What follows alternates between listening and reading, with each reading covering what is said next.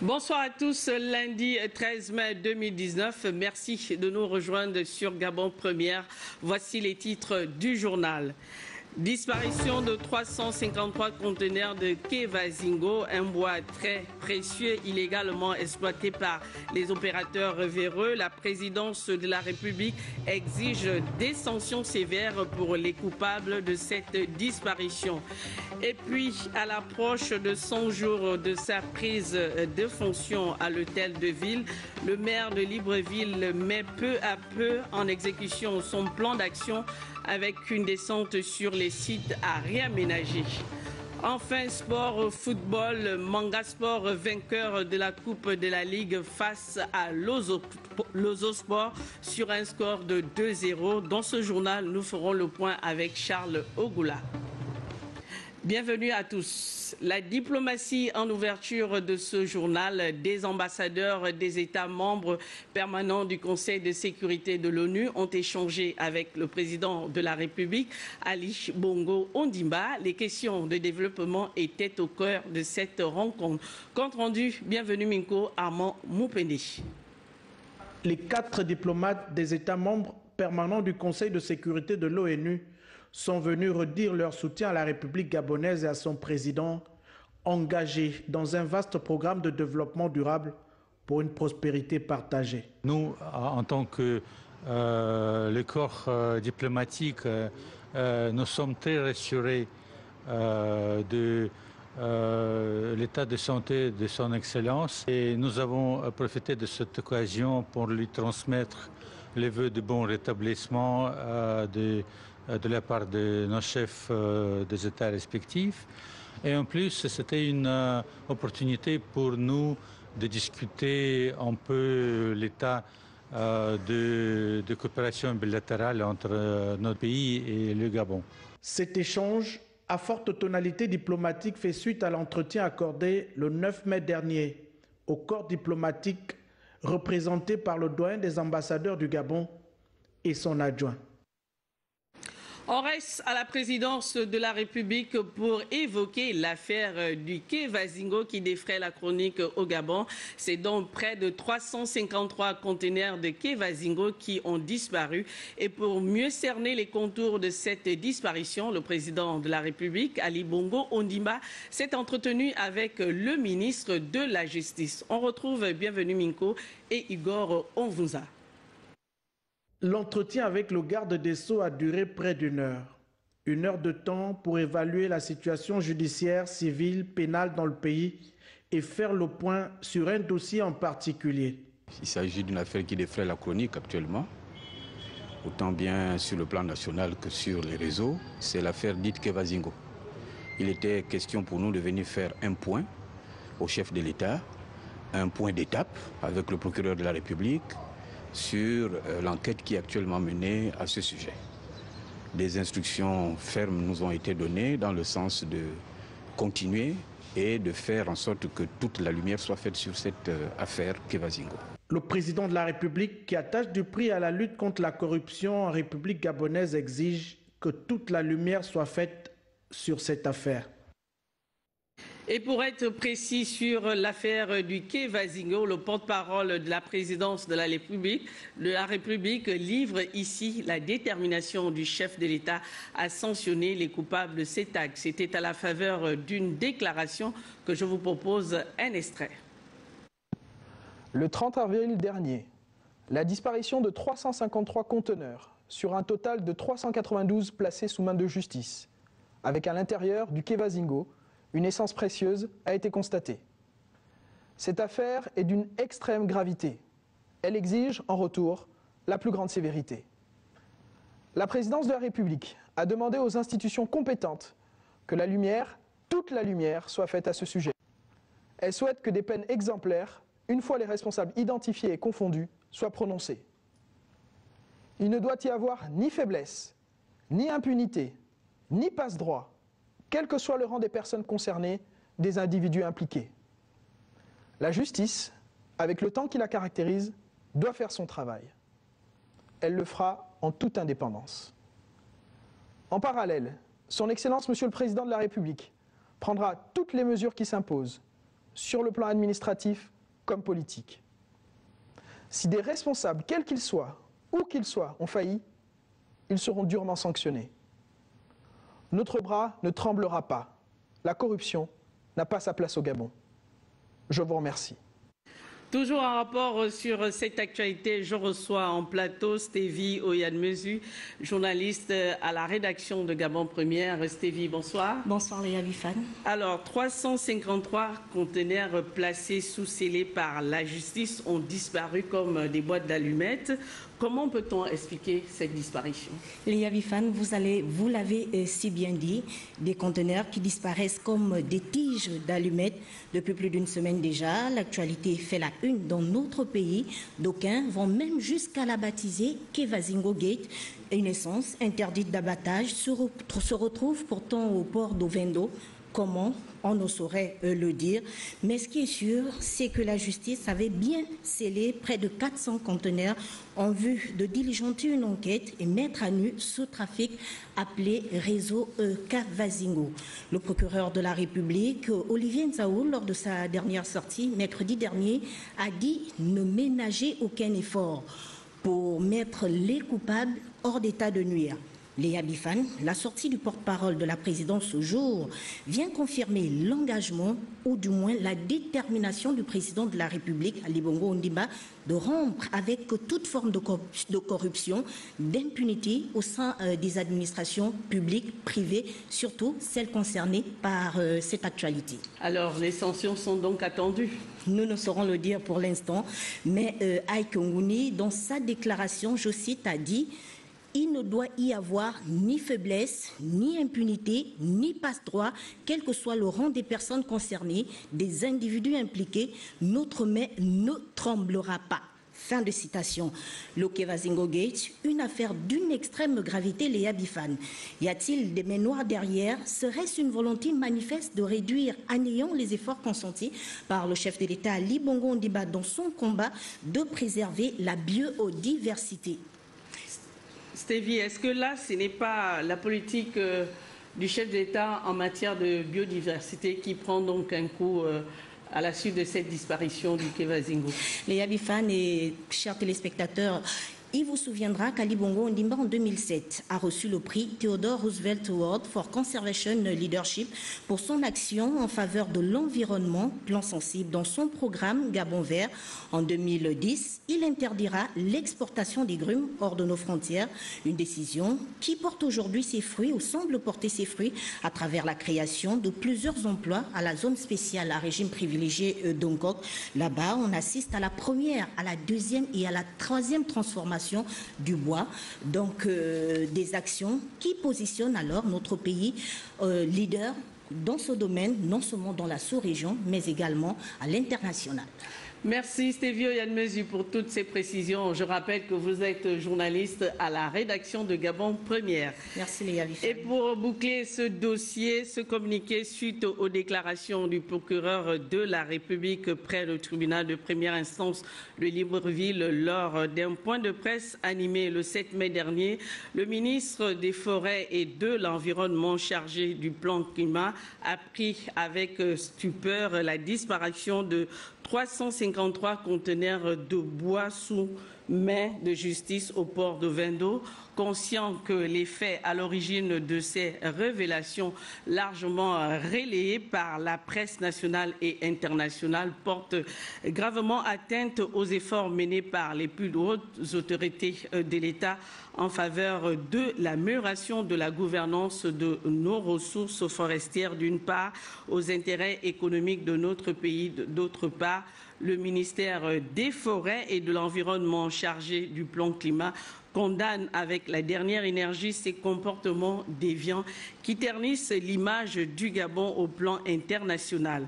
Par conséquent, le ministère recommande à ses agents de répondre positivement à toutes les sollicitations qui leur seront faites dans le cadre de l'enquête conduite par les autorités compétentes. Le ministère des Forêts et de l'Environnement chargé du plan climat tient à préciser qu'à l'instar de toutes les composantes de la nation, il soutient les efforts de la justice dans la recherche des auteurs de cet acte scandaleux et assure les représentants du pouvoir judiciaire de sa disponibilité à contribuer à la manifestation de la vérité. C'est signé du ministre des Forêts, de l'Environnement, du plan climat, Guy Bertrand Mapango. On s'intéresse maintenant à ce fait divers enregistré au centre hospitalier universitaire de Libreville le week-end dernier. Une femme déguisée en infirmière aurait assassiné un patient interné au CHUL. Face à ce drame, le directeur général de cette structure revient sur les circonstances de cet événement malheureux. Le point avec Abrel Guilain Lemami et Lubestar Lenyongo. Les faits remonteraient au samedi 11 mai dernier. Une femme déguisée en infirmière aurait assassiné par injection un malade hospitalisé au centre hospitalier universitaire de Libreville suite à un accident vasculaire cérébral AVC. Ce point de presse tenu par le directeur général de cette structure hospitalière est donc l'occasion propice pour revenir sur les circonstances de ce drame qui a fait couler beaucoup d'encre et de sang. Cette personne inconnue de nos services aurait injecté dans le soluté de la perfusion une ampoule d'Acupan qui est un antidouleur à un patient hospitalisé dans notre établissement pour un AVC hémorragique et aurait tenté de s'enfuir.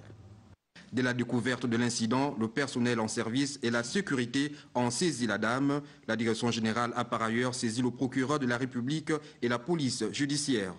La direction générale du centre hospitalier universitaire de Libreville a immédiatement mené une enquête interne afin d'établir la chronologie des faits et identifier les acteurs.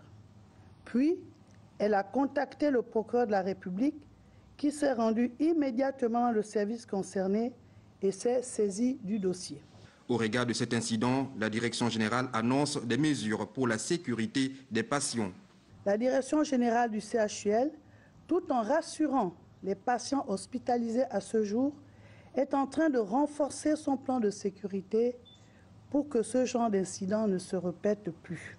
Ces mesures sécuritaires permettront, en à point douter, de redorer l'image du centre hospitalier universitaire de Libreville, dont la maternité avait enregistré en juin de l'année dernière 2 faits majeurs, à savoir le vol de 2 fœtus issus d'une grossesse gémellaire et une tentative d'enlèvement d'un nouveau-né.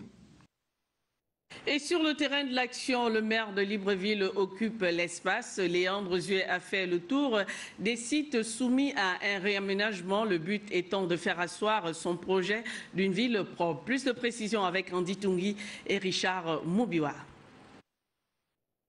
L'hôtel de ville va en guerre contre l'insalubrité. Léandre Zué et son équipe se mobilisent sur le terrain pour donner le top d'une vision républicaine qui englobe la propriété dans les marchés et dans les espaces publics. Sur le boulevard Triomphal, des pots de fleurs ont été placés pour l'embellissement de la ville. Non loin de là, place de la Fraternité, les ouvriers sont à pied d'œuvre. Dans les prochains jours, Libreville commencera à changer de visage. Nous commençons par la réhabilitation des principaux monuments. Vous voyez que ça donne une très mauvaise image de notre ville. Quand vous voyez l'état de ces monuments, non seulement qui ont coûté aux contribuables des sacrifices, la mairie en particulier, donc nous sommes en train de revoir cela. La réhabilitation a commencé.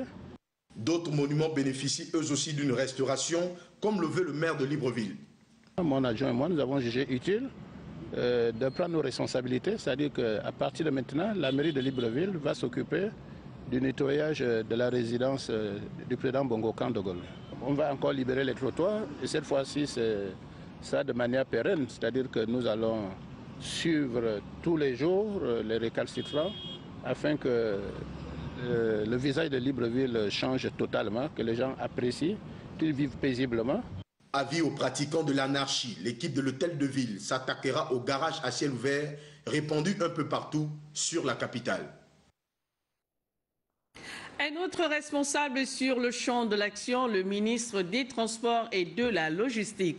Justin Dunangoy a effectué une visite sur la voie ferrée, non sans procéder à l'inauguration de la passerelle piétonne sur le chemin de fer au niveau du PK2. Sur place, Henrik Bokoko et Victor Mundunga.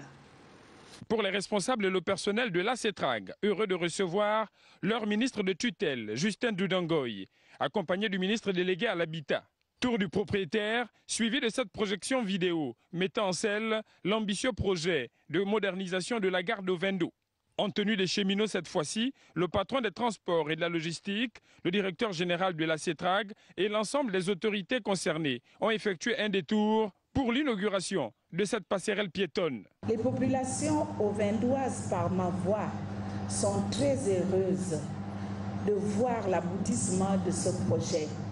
Il y a de cela quelques mois que la CETRAG et la mairie avaient travaillé ensemble. À travers cet ouvrage, la CETRAG sécurise la vie des populations vivant aux abords du rail. Une sorte de projet de témoin qui fait partie en fait d'un programme beaucoup plus vaste, celui d'assurer la sécurisation du domaine ferroviaire d'ici jusqu'à Ntoum.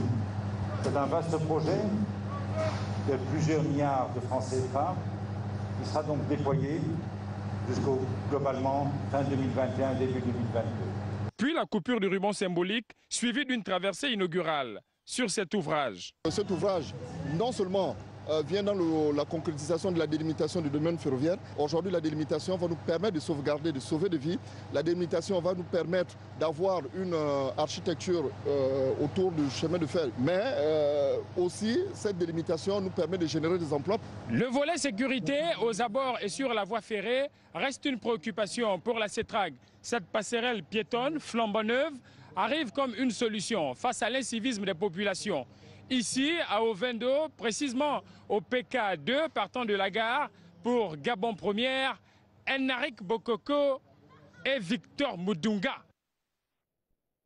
Et on s'arrête un instant dans la province du Haut-Ogooué, précisément à Akieni, où l'élu local de cette localité vient de gratifier son électorat des fournitures de bureaux et du matériel d'entretien. D'autres précisions avec Stevie Oyadmezu et Richard Moubiwa. Nous n'avons pas oublié d'où nous sommes. Et en le disant, il me vient à l'esprit de le réitérer ici, que cette terre d'Akéni est une terre bénie. C'est à travers cette phrase que l'élu local, Herman Kamounoumonou, a donné le ton de cette cérémonie, placée sous le sceau des valeurs de reconnaissance et de remerciement aux populations du département de la Léconie-Lékori. Nous avons remis donc cet important don au nom du président de la République parce que ce don est une inspiration de son action. Ce n'est que le prolongement de ce qu'il fait depuis plusieurs années déjà au service des Gabonais. Conscients des difficultés que traversent les administrations déconcentrées, les émissaires d'Ali Bongo Ondimba ne sont donc pas allés les mains vides. Établissements scolaires, conseil départemental et mairie, chacun aura bénéficié des équipements qui concourent à leur efficacité. L'apport que nous avons fait a pour objectif principal de les aider à améliorer leur performance. Les commerçantes ne sont pas en reste. Un fonds de 8 millions pour le développement de leurs activités génératrices de revenus leur a été octroyé. Votre action de ce jour, qui s'inscrit dans notre désir constant d'amélioration du quotidien de notre administré, vient à point nommé. Par ce geste, nous avons compris que vous adhérez au concept de partage tant prôné par son Excellence Ali Bongo Ondimba. Au cours de cette cérémonie, empreinte d'humanisme, une signature de convention entre l'hôtel de ville et une société locale sera signée. Elle stipule une formation à l'endroit des agents du service d'hygiène de la mairie. Formation axée sur la maintenance des équipements offerts, à l'exemple des motos tricycles utilitaires et des débroussailleuses. Sur place à Libreville, on se focalise sur la signature de convention de partenariat entre l'Université internationale de Libreville et l'Agence nationale des bourses. Cette convention devrait mettre un accent sur les offres de formation. Plus de détails avec Charles Obamundo et Médard Eric Engeng. Hautement technique, ce rendez-vous du donner et du recevoir, qui a vu la participation des experts venus des 4 coins du continent africain, aura brillé particulièrement de par la qualité des recommandations dégagées au terme de 2 jours de réflexion. Nous, participants au séminaire de l'Union africaine des huissiers de justice, recommandons l'institution au sein des États de fichiers centraux des comptes bancaires, des titres, actions et valeurs, ainsi que des immatriculations accessibles sur condition aux huissiers de justice pour rendre l'exécution plus efficace et efficiente. Considérant les oppositions et résistances de toute nature à l'exécution des décisions de justice, que l'huissier de justice, délégataire de la puissance publique dans l'exercice de son ministère, et notamment en matière d'exécution, est victime de violences souvent tragiques. Nous, participants au séminaire de l'Union africaine des huissiers de justice, recommandons la protection statutaire renforcée de l'huissier, de son personnel, ainsi que l'inviolabilité de son étude. Un résultat d'une très belle facture qui a emporté l'adhésion de l'ensemble des institutions parties prenantes et singulièrement le ministère gabonais de la Justice et des Droits humains. Je peux donc affirmer que l'OTAN a dépassé le stade des intentions pour se placer dans celui de la foi qui est le moteur de l'action. Reste et demeure la volonté de la mise en œuvre de ces recommandations que devront manifester les responsables des différents États membres.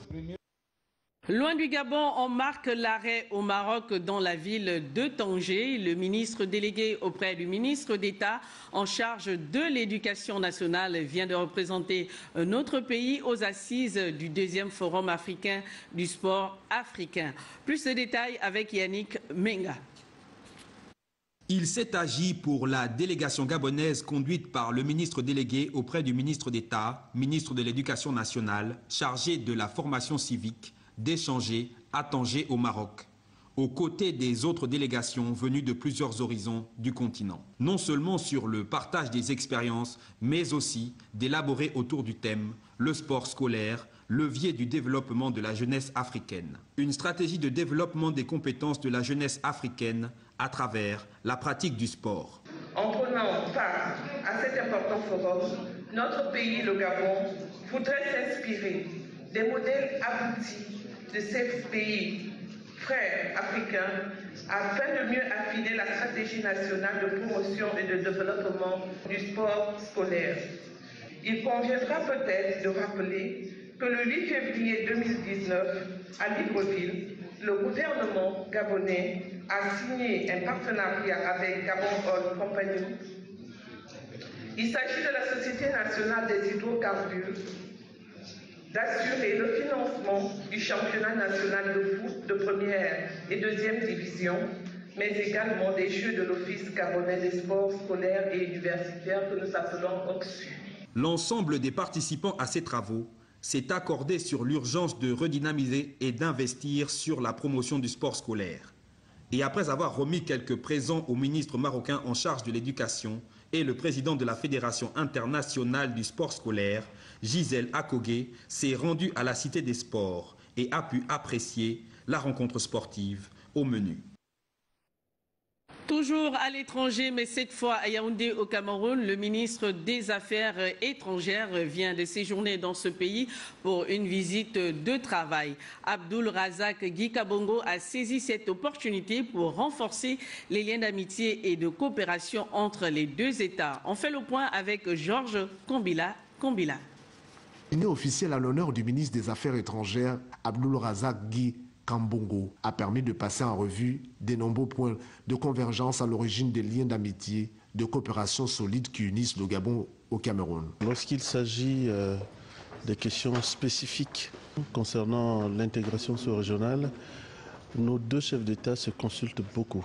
Au-delà, il y a des questions de sécurité. Un autre élément non moins important, c'est celui concernant le développement économique de notre sous-région, qui aujourd'hui a vocation à se constituer en hub de façon générale. Et cela appelle à ce que les stratégies qui se développent convergent. Cette visite de 24 heures au Cameroun a donné l'occasion au ministre et son homologue camerounais des relations extérieures, Eugène Mbela, de co-présider une réunion interministérielle au cours de laquelle plusieurs sujets d'intérêt commun ont été abordés. Différentes commissions que nous allons nous atteler à organiser. Et je ne saurais vous dire dans combien de jours, mais nous avons convenu que cela soit dans un avenir assez proche. Autre aspect de cette rencontre, la remise au ministre gabonais des Affaires étrangères d'un présent chargé de symboles, une tête d'éléphant, traduisant la sagesse au cœur de cette longue amitié entre le Gabon et le Cameroun. Et à Libreville, le réseau des femmes sénateurs du Gabon était récemment à Coco Beach, à quelques kilomètres de la capitale gabonaise. Là-bas, ce réseau est allé rencontrer des femmes rurales afin de rendre hommage à ces dernières. Compte rendu, Gervais Fabrice Ondunga, Franck Mersan, Mangolo. Nous sommes tous des femmes dynamiques, parce que vous aussi, les femmes sénatrices, vous avez affronté notre route aujourd'hui. Reconnues dynamiques, non seulement parce qu'elles ont bravé les aléas de la route, mais aussi et surtout parce qu'elles ont pensé à la femme rurale, particulièrement celle de Coco Beach, pour la célébration en différé de la Journée nationale de la femme. Madame la présidente de l'ESEC, nous sommes honorés, nous femmes de Coco Beach, de votre présence parmi nous. Après le rôle de capitaine du pays, est célébré la Journée nationale de la femme. Le tout revient à la commune de Coco Beach de rendre hommage de manière officielle à la femme. C'est dans une ambiance festive et un climat convivial que les femmes de Coco Beach ont été entretenues sur le thème de cette Journée nationale de la femme par la présidente du réseau des femmes sénatrices du Gabon. Le gouvernement a retenu comme thème central les violences faites aux femmes. Dans le monde, une femme sur trois est victime de violences dans sa vie, souvent du fait de quelqu'un qu'elle connaît, qu'elle aime et à qui elle a confiance. Poursuivant son propos, la vénérable Brigitte Nénéndali saluera l'engagement de la première dame du Gabon, Sylvia Bongo Ondimba, particulièrement lors de cette journée. Les femmes gabonaises, dans toute leur diversité sociale, ethnique et culturelle, ont, à l'initiative de la première dame du Gabon, son Excellence Sylvia Bongo Ondimba, a marché le 17 avril dernier pour dire non à la violence à l'égard des femmes. Le département de la Noya, commune de Coco Beach y compris, compte 4 associations de femmes, dont 3 au niveau communal et une seule dans le département. Toutes ces associations ont été encouragées par le réseau des femmes sénateurs du Gabon. Toujours en rapport avec les sénateurs, le président du groupe parlementaire PDG convie les sénateurs membres de ce groupe à une réunion demain mardi à 13h à la salle Jean-Hilaire Obam du Sénat. La note politique de ce journal nous amène à parler de cette déclaration de l'élu départemental du canton Rolleux.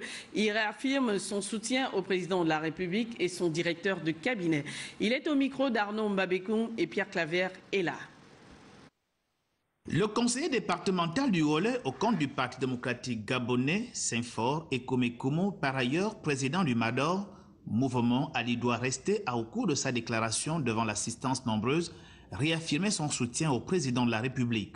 Je suis non seulement activiste du pouvoir, profondément engagé, sans idée de recul, dans la défense et dans la protection du régime de son Excellence Ali Bongo Ondimba.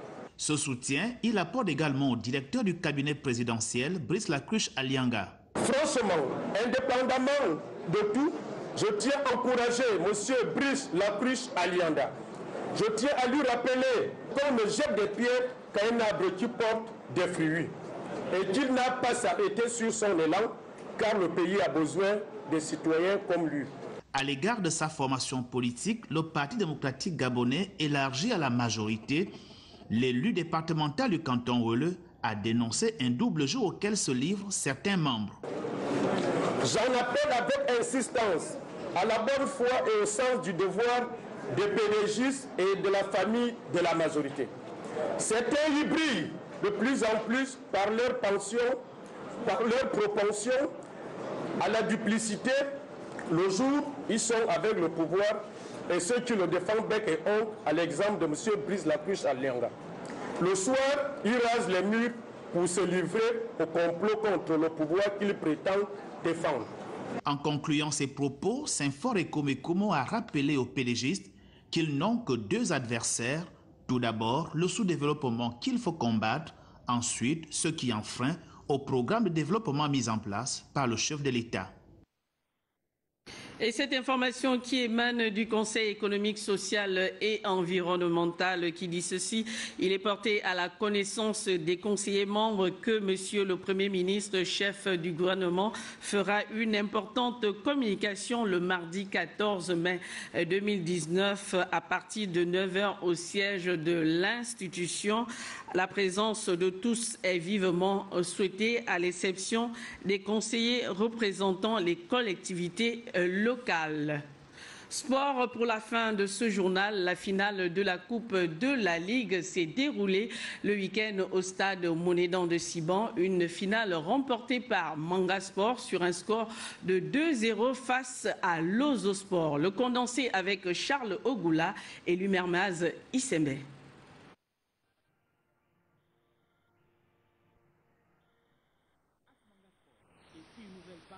De son histoire, les Mwandais sont les premiers à remporter une finale de la Coupe de la Ligue. Face à une formation de Lozo Sport déterminée à faire un exploit, Manga se fait respecter. Rien à se mettre sous la dent pendant 70 minutes avant que le club de la Comilogue scelle son sacre en inscrivant 2 réalisations. 2-0, c'est le score final. La messe est dite. L'objectif, c'est d'écrire l'histoire aussi du club avec... c'est la première compétition, la Coupe de la Ligue.